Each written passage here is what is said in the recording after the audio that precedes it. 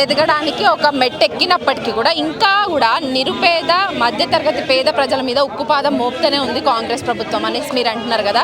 సరే, ఈ రాజకీయ నాయకులకు లేదంటే పబ్లిక్ మధ్య జరుగుతున్నటువంటి ఒక అనుకోవచ్చు.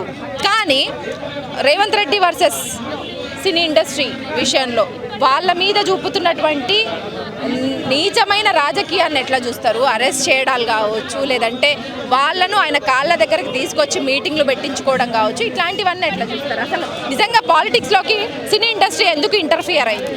ఇప్పుడు సహజంగా ఏదైనా సందర్భం వచ్చినప్పుడు, సమస్య వచ్చినప్పుడు ఒక ముఖ్యమంత్రిగా, ఒక ప్రభుత్వంగా ఆయా అంశాలను మాట్లాడారు. ఆ సమస్య పరిష్కారం కోసం ఏదో ప్రయత్నం చేస్తారు. కానీ ఇవాళ రేవంత్ రెడ్డి గారి ప్రభుత్వము ప్రతి దాన్ని కూడా చిల్లర మల్లర రాజకీయాలు చేసి వాళ్ళని బెదిరించి వాళ్ళ కోసం ఏదంటే అది వాళ్ళని బెదిరించి నయానా భయానా వాళ్ళని కాళ్ళ దగ్గర తెచ్చుకునే ప్రయత్నం చేస్తున్నారు. విననటువంటి వాళ్ళని అక్రమ కేసులు మళ్ళిస్తారు. ఇవాళ నేను అడుగుతున్నా, అల్లు అరవింద్ గారు నాకేం ప్రేమ లేదు. తెలుగు సినిమా పట్ల నాకు పల్లె రవికుమార్గా, తెలంగాణ ఉద్యమకారుడిగా నాకుండే అభిప్రాయం నాకున్నది. ఇది ఆ సందర్భం కాదు. కానీ ఆ రోజు జరిగినటువంటి సంఘటన అన్నది నేపథ్యం మీద దానికి ఉన్నటువంటిది. అల్లు అర్జున్ అనేటువంటి వ్యక్తి అక్కడికి వచ్చిన సందర్భంలో జరిగి ఉండొచ్చు, కానీ ప్రేరణ కాదు, కారణము కాదు. చౌక జరిగిన ఆ సంఘటన పట్ల అందరికీ బాధ ఉంటుంది. కానీ ఆ తొక్కిసలాటలో చనిపోయినటువంటి చావుకు కారణం అల్లు అర్జున్ చేసి జైల్లో పెట్టి కేసు పెట్టిండ్రే.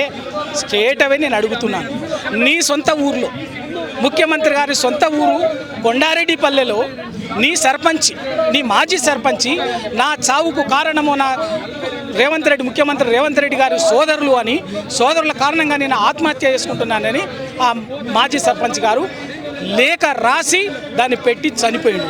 మరి అక్కడ వాళ్ళ మీద కేసు పెట్టాలి కదా. అది కదా వాళ్ళ మీద ఎవరైతే మీ తమ్ముళ్ళ మీద, మీ సోదరుల మీద కేసు పెట్టి వాళ్ళని ఎందుకు జైల్లో పెట్టలేదు? అదేవిధంగా గడిచిన సంవత్సర కాలంలో మీ నిర్వాహకం వల్ల నీ శాఖ నీ ఆధీనంలో ఉన్నటువంటి విద్యాశాఖలో 58 మంది విద్యార్థులు చనిపోతే ఆ చావులకు కారణమెవరు? ఆ చావులకు బాధ్యులెవరు? ఆ చావులకు ఎవరి మీద క్రిమినల్ కేసులు పెట్టాలి కదా, నీ మీద పెట్టాలి కదా, మరి నీ మంత్రుల మీద పెట్టాలి కదా. మరి ఆ పని ఎందుకు చేయట్లేదు అని చెప్పేసి వాళ్ళ ప్రశ్నిస్తున్నారు. మీరు కేవలం మీ తప్పిదాలని, మీకు వత్తాసు పలకనటువంటి వాళ్ళని, మీ అడుగులకు మడుగులెత్తనటువంటి వాళ్ళని, మీ తప్పిదాలని ఎండగట్టేటటువంటి వాళ్ళని ఏదో రకంగా గొంతు నొక్కి దౌర్జన్యం చేసి దాడులు చేసి అవి కూడా లొంగకపోతే, భయపడకపోతే అక్రమంగా బెదిరించి కేసుల్లో జైళ్ళల్లో పెట్టాలన్నటువంటిది మీరు చేస్తున్నటువంటి మీ సొంత ఊర్లో జర్నలిస్టుల మీద కూడా అనేక సందర్భాల్లో